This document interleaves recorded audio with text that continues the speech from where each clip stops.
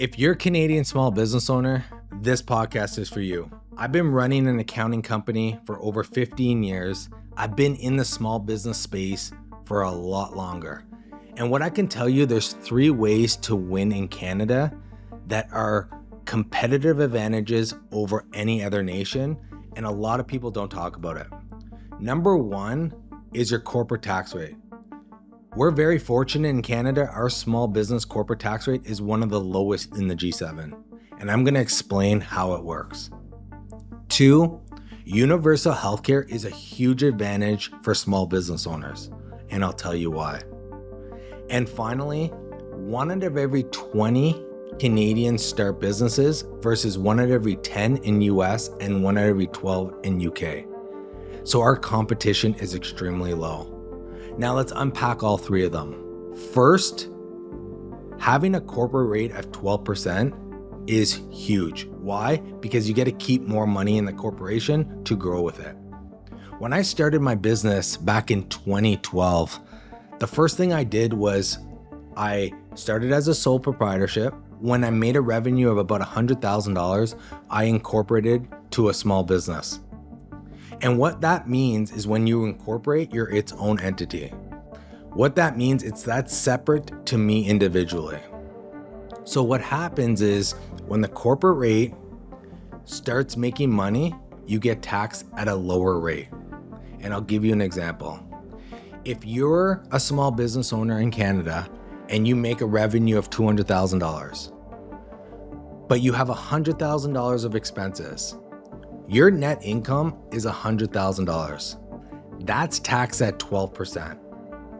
If that was taxed individually, it can go up to 54% depending on how much net money you make.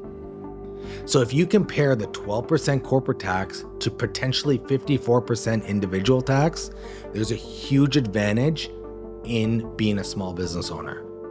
So now what do you do with that 12%? So my scenario where I made $100,000, that 12% is taxed, so I have $88,000 left over. What happens now? There's 3 things you can do. 1, you can buy real estate with it. 2, you can grow your business. 3, you can buy stocks. If you buy stocks or you buy real estate, those are passive income, which you're taxed at a higher rate because you're not actively doing anything. Where if you run your business and you keep on growing your business, you'd be still taxed at the 12%. So what I did when I was running my accounting company, every year at the end of the year, I would see what I would net. Then I made a decision. Do I want to buy real estate? And do I want to grow the business? Depending on how much net money I make after taxes.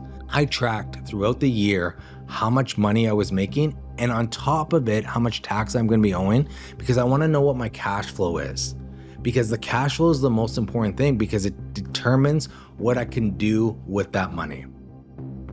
So what I did was every year for 10 years, I bought a real estate investment and I grew my company.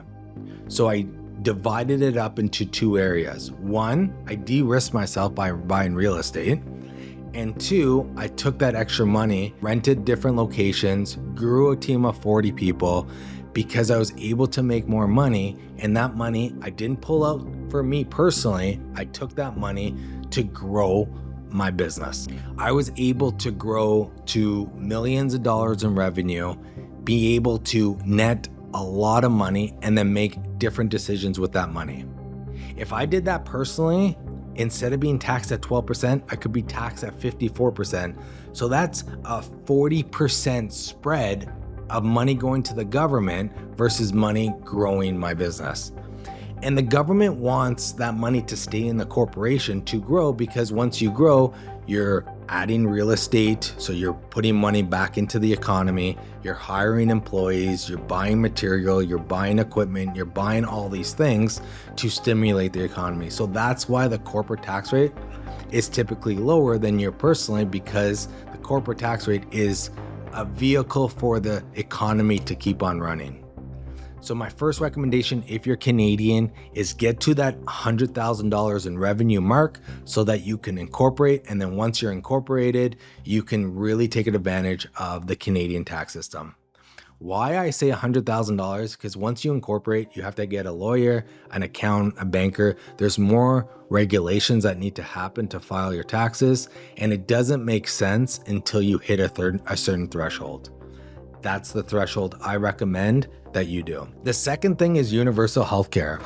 So universal healthcare is actually a huge advantage for Canadian small business owners because I believe my group benefit plan was $200 to $300 per employee. If you compare that to the states where they've privatized healthcare, the cost per small business owner is 6 to 10x that. So they're actually paying $2,000 to $3,000 per employee to have group benefit plans, and they don't even get nearly what we get in Canada. Now there's debate versus private and universal, but I'm not talking about that. I'm talking pure cash flow for businesses to take advantage. Instead of paying $2,000, $2,500 out of pocket for that employee, you can take that money and buy another building, grow your business, hire another employee. There's a lot of big advantages by doing it that way. So universal healthcare, having a group plan is a lot cheaper than a lot of other nations.